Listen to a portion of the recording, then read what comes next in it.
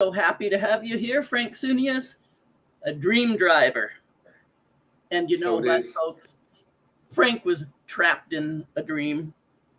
And the reason I'm here, I'm Coach Sandra, Compassionate Queen of Straight Talk, helping people learn how to speak up. And really, this is a crucial speaking up for Frank. You know, when we need to speak up, it's not because we don't have a voice and we're afraid to speak and so on. So many ways we've swallowed our voices.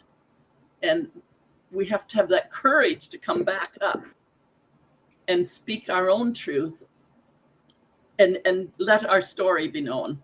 And Frank, I really congratulate you that with all the, yes, it's written in a book.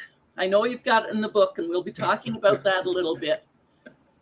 But I know from military, I know from prisoners that I speak with when I go and volunteer in the prison, that none of us want to talk about the pain we went through and the horrors we went through. Even me keening from down in the earth up through my toes and out through the top from the divorce and the pain. We all have that secret space where we just can't look at that pain until we have the courage to do so. So with the whole idea here of the prison having a very special ring to it, that's kind of the focus of our series here, because there's Sandra's prison and there's Frank's prison. Sandra's prison and Frank's prison. But today, because of what you're willing to share by voice, because I asked you, am I going too far in this article? And you said, no, it's in the book. It's time for me to speak it. Yeah. And there's a courage in that. But how does that feel, Frank? Does that make sense to you before we get into the conversation? Yeah, it's just like we talked about it a few minutes before we went live. It's maybe it is really time to talk about this before. I'm going to a few events coming up, and I know that there's going to be another world. There are going to be many questions. There will be people who ask me questions, and then I'm a little bit prepared, because just like you said, just like my mother in the concentration camps in Japan in the Second World War, she never spoke about it. She never said a word to me in 81 years. What that? So, it's maybe good that you don't only write about it, but you talk about it. You talk about it. And of course you talk about things that are happening, but what went inside of me is now really coming out. And I can notice it when I sleep now. Sometimes, of course, the thing's coming back, and I'm a little bit, tossing and turning. But that's good. It's really good that it's out. Of course it's in the book. It's already out, but now it's really out. Yes, now it's out from the emotional housing inside the body. And as that bubbles up and gets out, my experience was as I got that out, it's almost like puking, when you're sick. Of course you feel sick because you got a stomach full of puke. So as soon as we can get that out, we start to feel better. 100%. And while we contain it, we're busy keeping the lid on. Yeah, we do.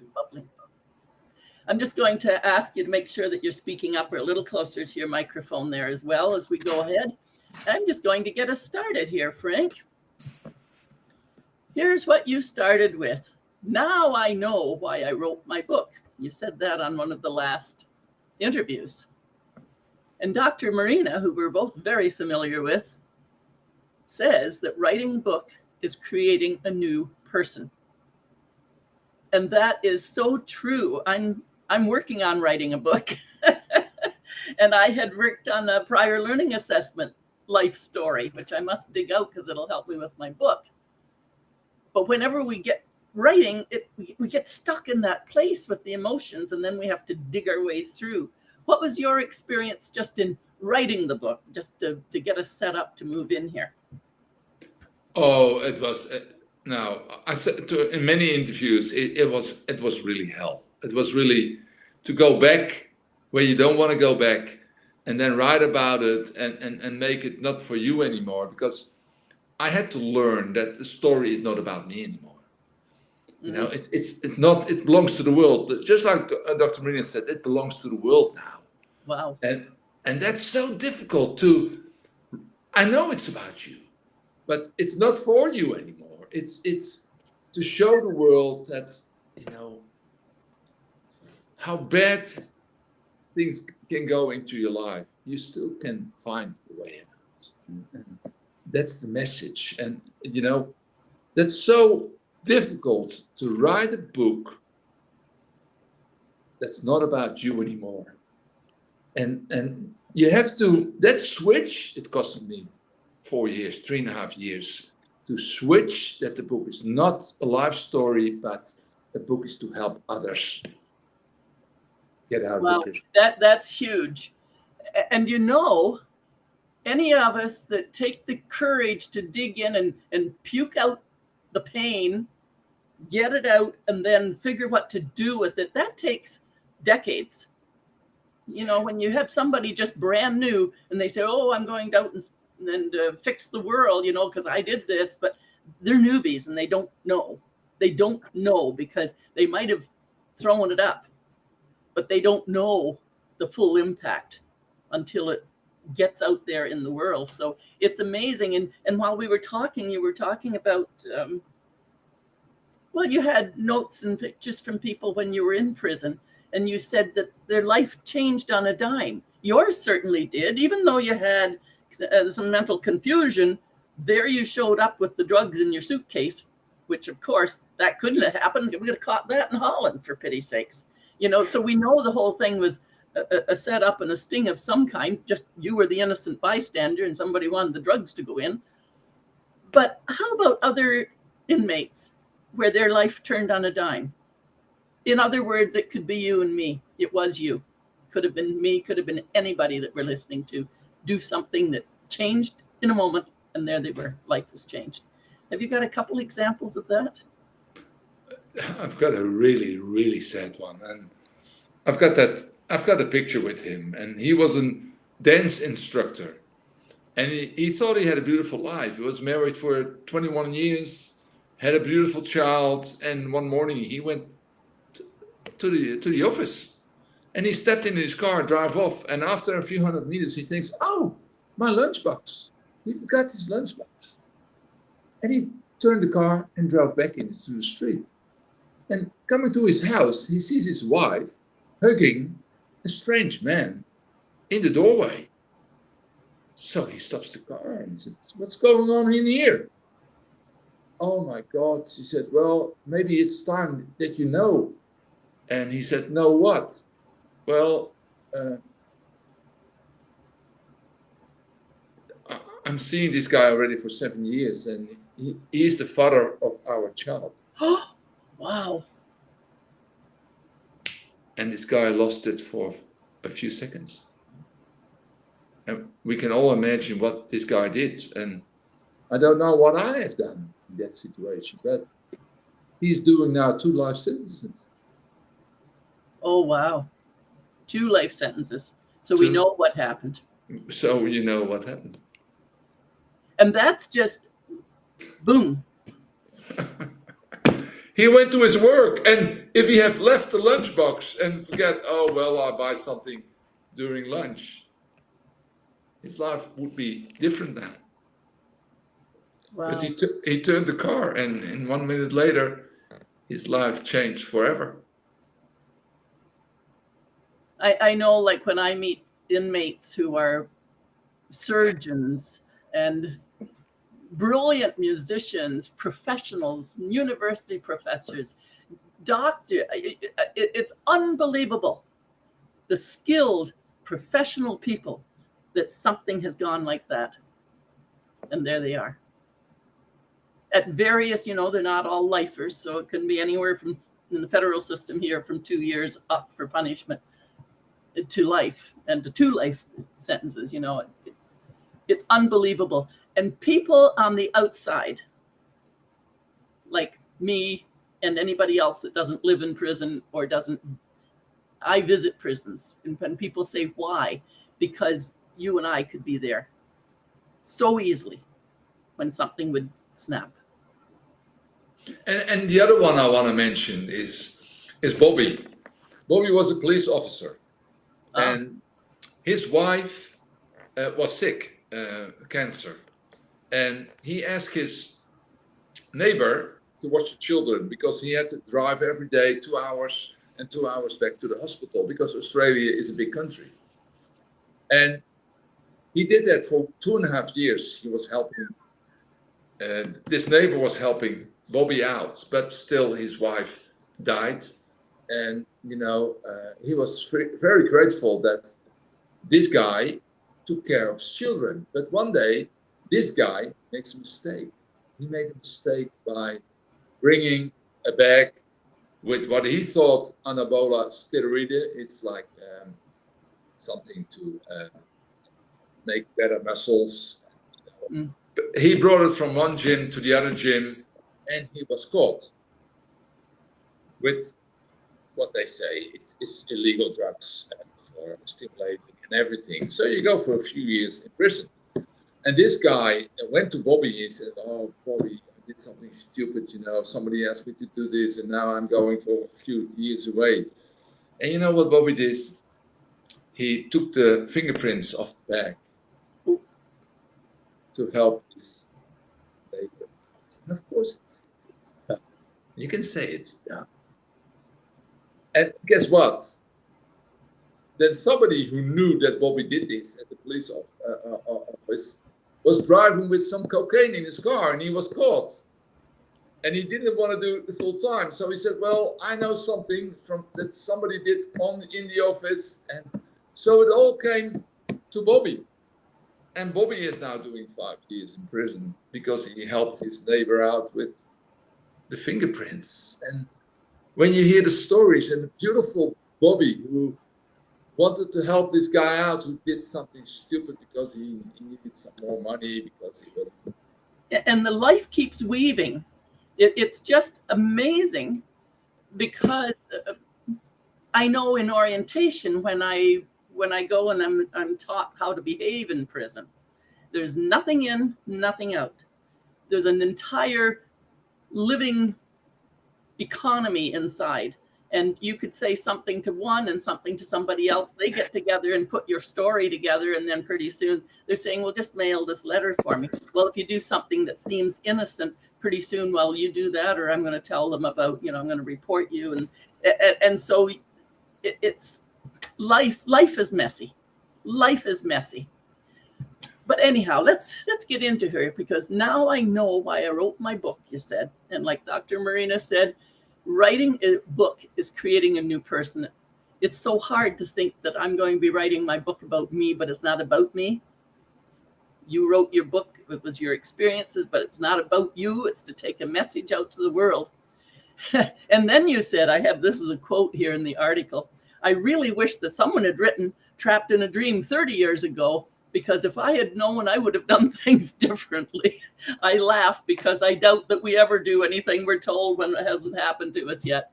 The biggest thing would be listen to those people who have gone before. You needed to start listening, you said. And the moment you started listening, things changed. Those are Frank's words that touched my heart. That's why I put it in the article. I wanted to bring it forward. So things changed. You were in hell, but you were in the most unusual place, and yet you met the most amazing people. Are you able to share a little bit about the little thing, the little pencil, the little thing that was a big thing? I'm going to let you take it where you like to go with that, Frank.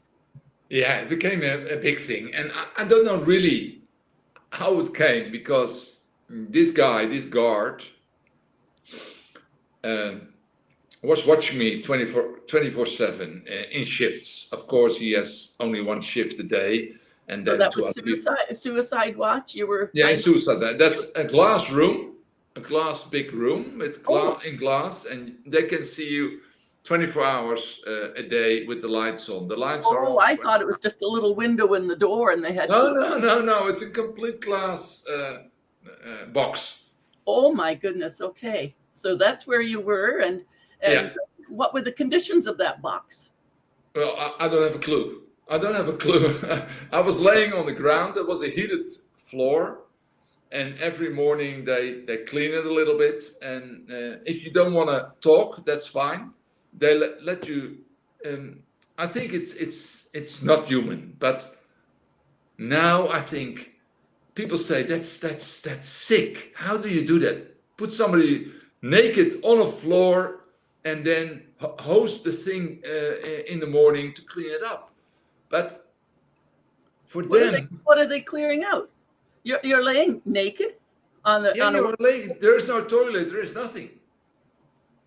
Oh my goodness! Because you suicide watch. I guess you could do whatever to hurt yourself. With a toilet, you can do something. With with your clothes, you can do something. There are some beautiful stories also in the book about what I did, because one day they give you a pajama. I get a pajama top, so I was, oh my God, I was over the moon with a pajama job. But you know what I did? It's 24 hours lights on, and I put the pajama job over my eyes, Right. and they come running and took it off me. They say, "Oh, you're gonna kill yourself with the pajama job." Oh my goodness. I laugh now, but you know, then you have to talk for 3 days with a psychiatrist to say, "Hey, listen, it's the light, 24 hours, the light's on. I try to sleep, and I put the top, I fold it up and put it over my eyes because I wanted to sleep." And then he said, "Are you sure you didn't want to do something with that pajama job? You didn't want to kill yourself, strangle yourself?" "No." I said, "I want the lights off." And you'd have to be able to pull it so tight and keep it pulled till you were dead anyhow if there's nothing to Yeah, hang. it is possible to do that with a pajama job. So, it's that, yeah, it is possible, because guess what? It happened. It happened. And you can also put a handstand against the wall and push your arms away, and then you fall on your neck. So then they tie you up. If you do crazy things with the wall, they tie you up on the floor. Wow. Because you have no contact with anybody anymore. If you don't talk, every day they come and say, "Frank, you want to talk?" And I probably didn't talk. But this guy who was watching me, he couldn't stand it anymore, I think. And that's why he put that little paper under the door, 1 page, with a broken pencil, like this small wooden pencil. And he said, "Please, Frank, where are you? Where are you?" And I don't know why I listened to this guy. I don't know why. Probably because he was watching me all the time already for weeks. So probably something must have made contact. I'm not sure. I don't know. But I started to write. And guess what? In 1 hour, I wrote 13 pages. And in the next half hour, the other 4. So 17 pages altogether. And every time I give her, he gave me a new one. He gave me a new one. And he said, go on, Frank. And then I finished and I fell asleep. I really turned over on my side and I fell asleep. And the next morning, of course, he had to admit to the officers and to the psychologists, "Well, I probably did something I should not have done, but this is the result." And he gave that psychiatrist, Dr. Nielsen, he gave him those pages. And from there on, it's all history. It's like this guy was reading this and he said, "Oh my God, this is brilliant. This is brilliant stuff. And I'm so wrong." Because he had put me on certain medication. He said, "No, this man is confused. This man is mixed up. He is not what I thought he was. And why he's taking those medications." So he took me off of that medication. He adjusted me to other medication. And in a few weeks' time, I start to talk with taking breakfast, putting clothes on, and start talking with people and letting people in and listening and try to explain who I was and why I'm there. And I couldn't believe I was there, because for me it was still a dream or a nightmare, or was this real? Yeah, it is real, because I've got the pages here.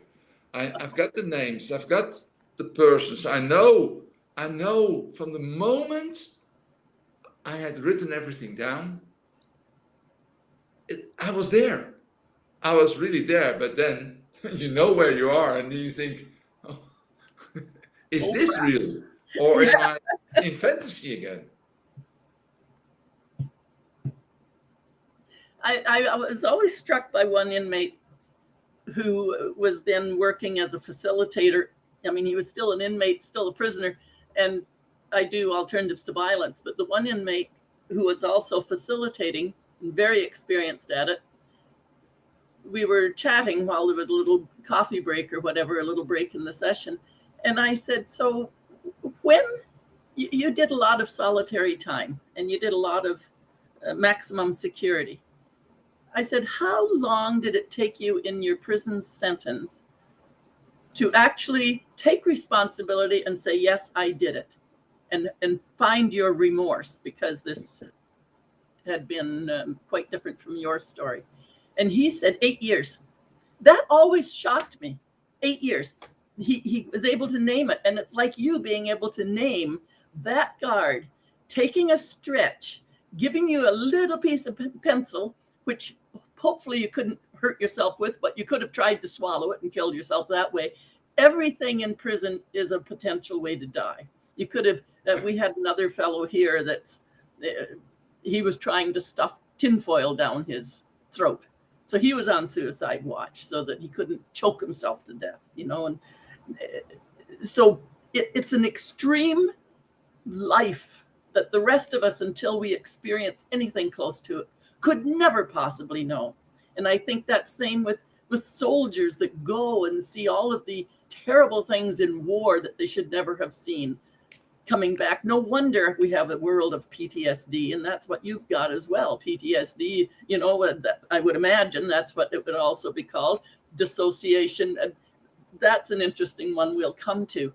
But really, you were a mental patient one week, and then the next week, oh, you were brilliant because you wrote this all out. And I'm not brilliant, because otherwise I would not be in that situation. So, but if they say I'm brilliant, well, I take it. So then they put you in the newspaper as the man with the brilliant mind. What a flip. What a flip. So you had a confused mind, and I don't know how quite to spell it, so I put it in here as dissociation. That's funny. It's really good. I liked it. And I thought I really should take time and look that up, but I liked the way it even looked, even with the question mark, because then I would be confused, and people reading this will know, you know what, we're walking all around, we're all confused in our own lives, because we're pulling our own strings, we're creating it. We're the puppet in life with all the strings, and we're the puppeteer. So it's once we step away from being buried in our emotions, we let ourselves out of our personal freedom that we have created. Yeah. And that is Sandra's prison, Frank's prison, blending together for people to finally get some freedom with it. So this dissociation, just very briefly, what is dissociation? Just very briefly, what do you describe it as? Well, it's like a washing machine. It's like you try to stop somewhere, but it goes already a step further. So many times my mother called and said, Frank, are you in the neighborhood? Are you coming for dinner? And I said, yes, Mom, I'm coming. And then an hour later she called. She said, well, it's 10 minutes drive. Where are you? Mm. And then I was 150 miles from my house. Oh, and wow. I don't have a clue why I was doing it.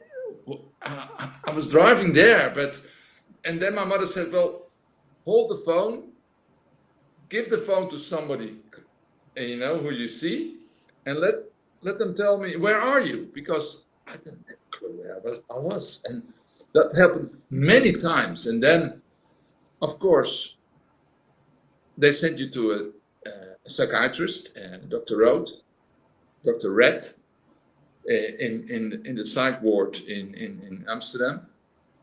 And of course, many times I tried to go to Dr. Rood, but I couldn't find the hospital. And there was no TomTom then. So, you asked somebody and he said, well, it's over there. And I still didn't make it.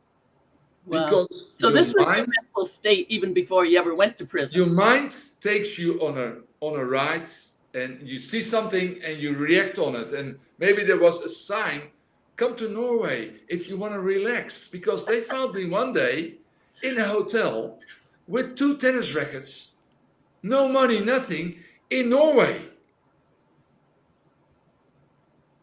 So that was your state before you ever went to prison, before you ever got on that airplane to go to Australia. Exactly. That was my state at that point. That's when you've said in the past interviews that you were already confused, and prison saved your life in many ways because it was out of whack. It was not working.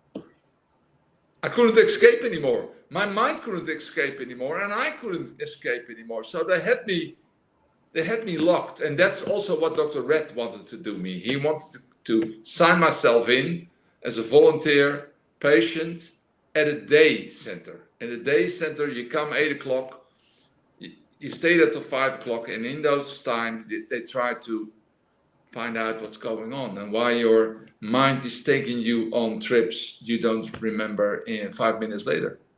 Wow. And dissociation is a big thing in when you are depressed. Many people go into dissociation, but there was a fight in my trial with 3 psychiatrists who tried to explain 12 normal juries what it was doing to people like me. But guess what? After the explanations of hours and hours and hours talking, they were confused. They were confused. Those 12 jurors. You were confused, and I don't know anybody in this whole world.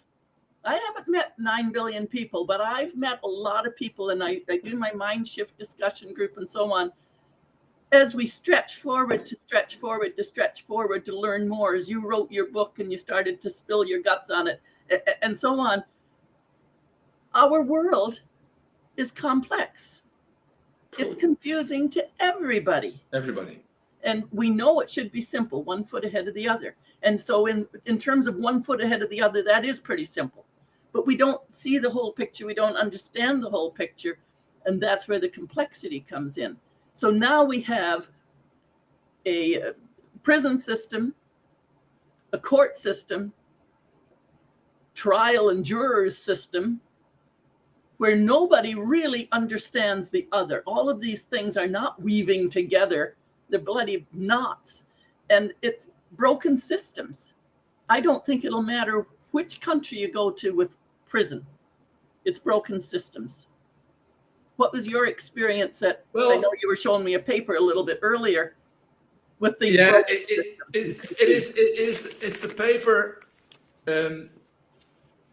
It was given in 5 minutes after my trial finished, and the juries 4 hours before that, the juries came back and said, well, no, we don't have a clue what to do. It's it's so confusing. We don't know what to do. And the judge asked them, can I help you? Because we don't want to do the trial over again for 2 weeks. Please let me help you to make that decision. Well, they had 2 questions. And the first question was, can we give a verdict with any recommendation? And he said, okay, and what's the second question? Well, can we see one more time how Mr. Soonius arrived at the airport and what he did with his suitcase? And, if the story is really that he brought his suitcase to a custom officer, well, how stupid can you be? So he must be a sick patient. So, And then he said, well, I cannot show you the videos because the videos didn't work. And that was also a strange story. And the first question he said, well, you can give a verdict. And you can give a verdict with a recommendation. But before you do this, you have to make sure, is Mr. Soonius guilty or not? But Yeah, so he wanted to say, if you say not guilty, with a recommendation to see a psychiatrist or sort himself out, I can't do this because he is not guilty. So you have to find him guilty, and then you can give a verdict of a recommendation. See a psychologist, don't give him too hard a sentence or whatever. But before you do that, first find out if he's guilty or not. Well, they went even more confused back to the deliberation room. And then it's Friday afternoon. People want to go home. And they took the safe side of the verdict because they thought, okay, if we find him guilty, they will sort it out. So he cannot walk away. If we find him not guilty, he don't have to listen to the recommendation. So then he's a danger to himself or maybe other people. So better be safe than sorry, so find him guilty. But then this guy who was watching the whole trial said straight away after the verdict, he said, the conviction is unsafe and not surrounded by any evidence. And he was watching this trial and he said, well, there was no evidence. There was nothing to present and he's still found guilty. How is that possible? So he gave me a paper for Supreme Appeal straight away after 5 minutes. I'm confused. But Sandra, I was thinking, there are drawings. People, when they're young, when you're a child, if you want to draw a dog, they make dots. You see those papers with dots. When you connect dot 1 with 2 and 2 with 3 and 4, in the end, it's a dog. You draw a dog or a frog or whatever, but you have to follow 1 to 2, 2 to 3, 3 to 4.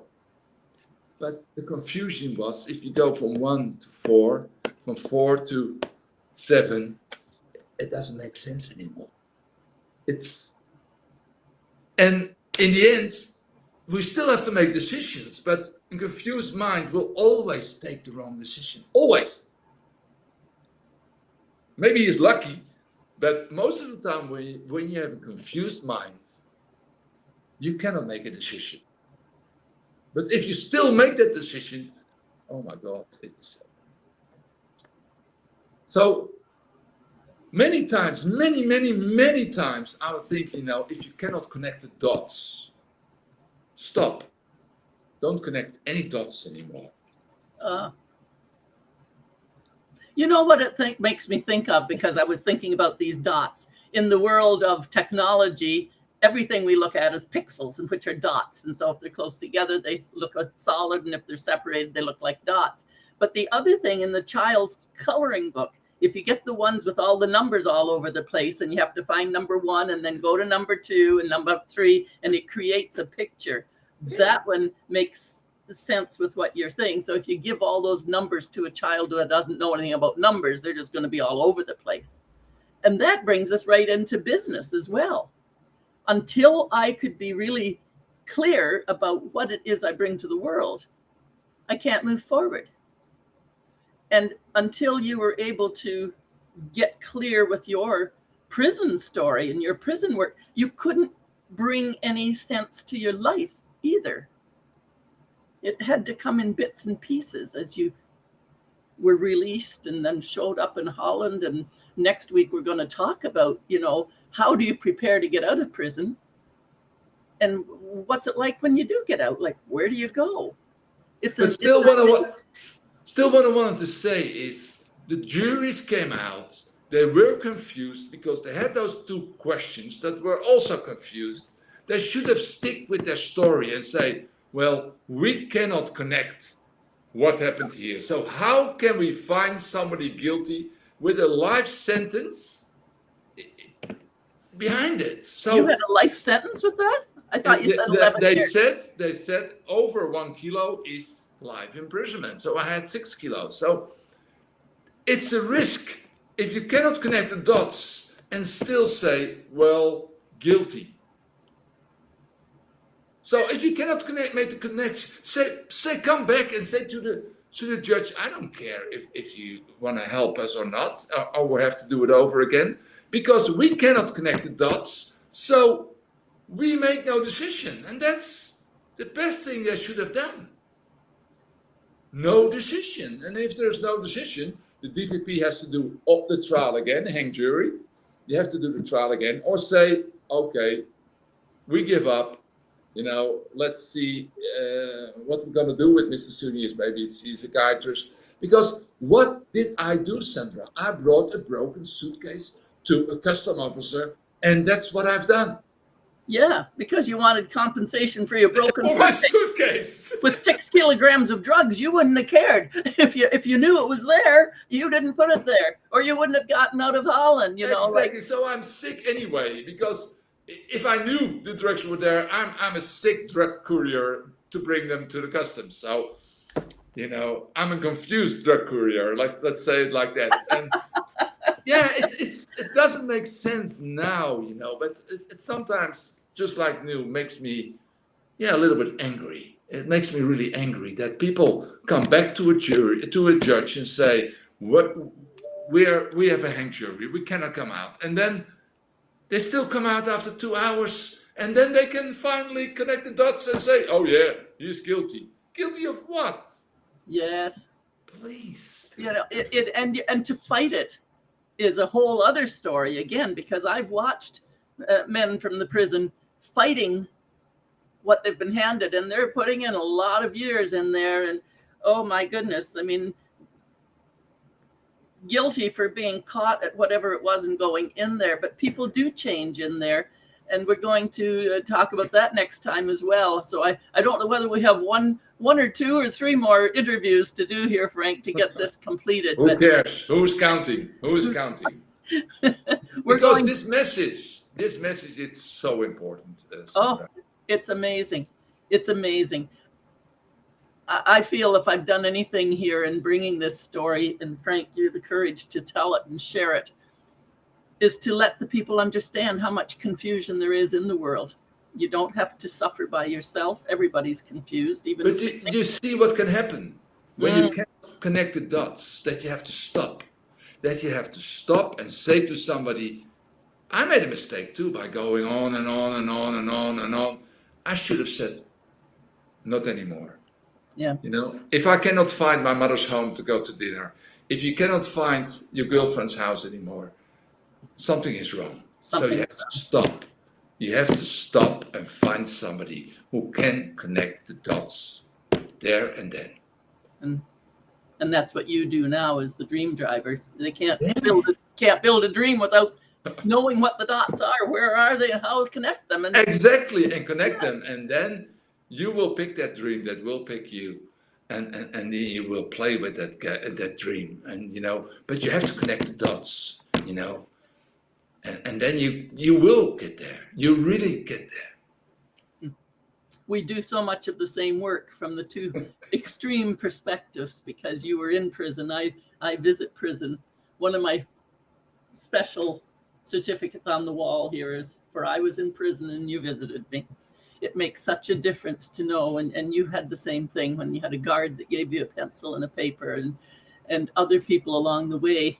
One day I still want to hear that poem, even though it may not go public. I don't know what you're going to do that yet, but I want to just go back here and say to everyone, I have now met, and now you have met, the gentle giant, Frank Soonius. I am so blessed. And why? Why is this happening? It's because our stories need to be told. Yours from the inside and how you can drive your dream. Mine from the outside, how much a prison I could find, and everyone listening has their own prison if they have the courage to look and then to connect those dots and get out of prison to be their own authentic selves.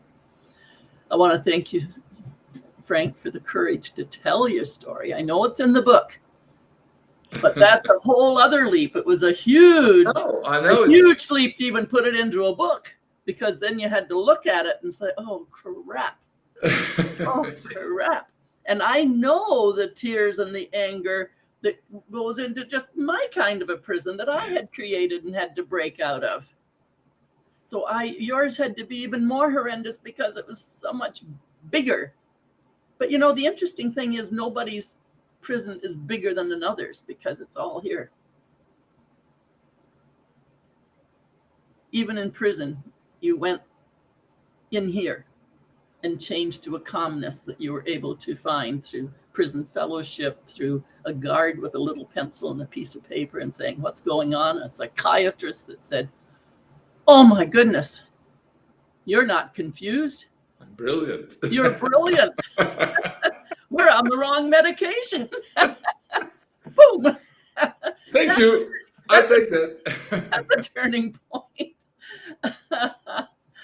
I'm so excited that next week, Frank, I'm not sure just exactly where we go. You can give a little consideration to. I think I've got now a lot that makes sense for me talking about this, so I probably can lead you, where we can go from here, because it now makes sense more to me by talking about it. It's you know, writing was okay, but talking about it, because there will be now people who will ask questions, and well, a lot of answers. You will send me bits and pieces of what we'll cover next week, and then I'll create the article and guide us through.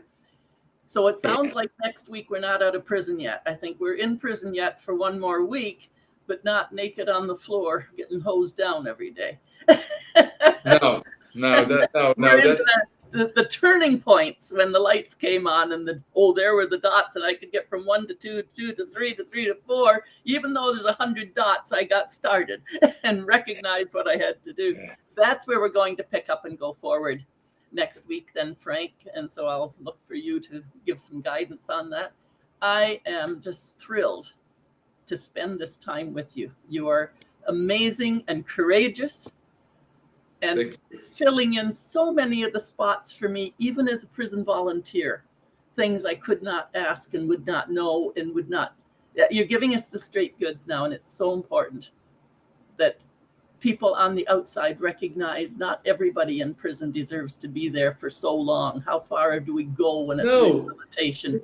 You know, like that's what I want to talk about as well. If you're making some notes, like when is enough? And I know the parole boards here in Canada have if they allowed somebody out and then went out and killed somebody, that doesn't look good on the parole board for letting them out. So I know that they have a lot of pressure on them for safety, but the numbers of people we have in prisons, and for the number of years at $200,000 a year to keep each one in there, they could spend that money in so many other ways in rehabilitation as well. So there's a whole mess of broken system that you and I know about, and we need to delve into that. But for now, Frank, thank you so much for this much of the story. I'm going to close off the recording for today. It's Coach Sandra, Compassionate Queen of Straight Talk, helping people speak up. Find your voice, speak up. Thank you, Frank. Thank you, Sandra.